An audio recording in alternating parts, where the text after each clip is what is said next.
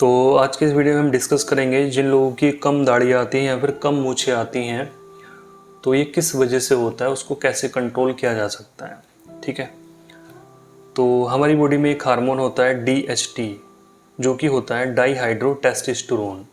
ठीक है, इसका नाम शायद आपने सुना हो DHT, क्योंकि बालों की जब भी बात आती है ये हार्मोन जरूर आता है। अमेजोन पे भी अगर आप देखेंगे DHT ही लिख देंगे तो वहाँ पे इतने सारे प्रोडक्ट्स दिए गए हैं कि भाई आपकी DHT ये सप्रेस करने के लिए, उसको बढ़ाने के लिए बहुत सारी चीज़ें वहाँ पे हैं।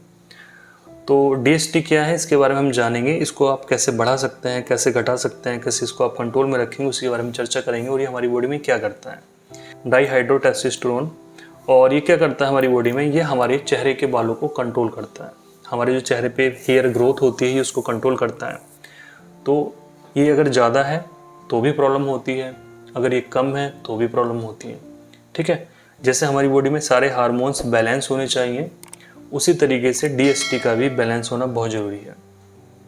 जैसे कि एग्जाम्पल ले लेते हैं, थायराइड की जांच कराते हैं, TSH अगर बढ़ा हुआ है तो प्रॉब्लम है। अगर आपके दूसरे हार्मोन T3 T4 बढ़े हुए हैं या घटे हुए हैं तो भी प्रॉब्लम है। उनका बैलेंस होना बहुत ज़रूरी है। ठीक है, तो इसी तरीके से बॉडी में कोई भी हार्मोन है उसका बैलेंस होना बहुत ज़रूरी है।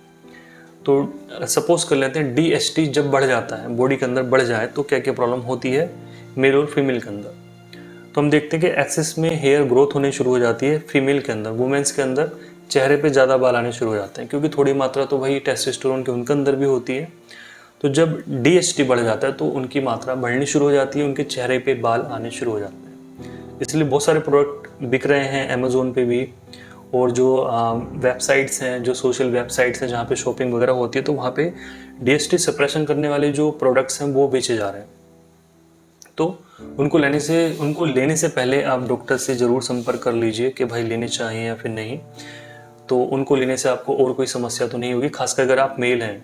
ठीक है, तो उससे जो कई तरह की डिजीज़ आपको हो सकती हैं, सेक्सुअल वीकनेस वगैरह बहुत सारी चीज़ें आपको हो सकती हैं। उसको लेने से पहले आप ज़रूर ध्यान रखें। मेल के अंदर क्या हो सकता है, अगर आप DHT बहुत ज़्यादा बढ़ जाए, ठीक है, अगर ये हार्मोन बहुत ज़्यादा बढ़ना शुरू हो जाए, DHT बढ़ना शुरू हो जाए, तो मेल पैटर्न बाल्डनेस आनी शुरू हो जाएगी। ठीक है, एक तरह की बालों को झड़ना स्टार्ट हो जाएगा। उसी तरीके से हो सकता है पेशेंट को डिप्रेशन और एंजाइटी होनी शुरू हो जाए, क्योंकि एक हार्मोन है, इसका एक ही काम नहीं, इसके बहुत सारे काम होते हैं। तो डिप्रेशन भी पेशेंट को हो सकता है।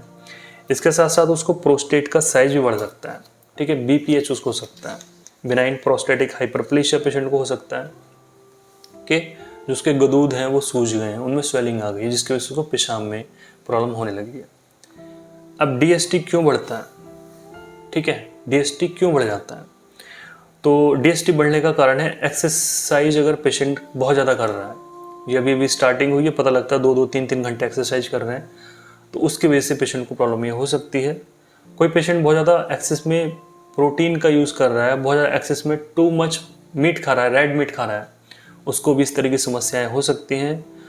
कोई फैट का कंजप्शन बहुत ज़्यादा कर रहा है, बहुत ज़्यादा फैट ले रहा है, जिसकी वजह से जिंक बढ़ता है, और इसके बाद जो है हमारा DHT ये बढ़ना शुरू हो जाता है।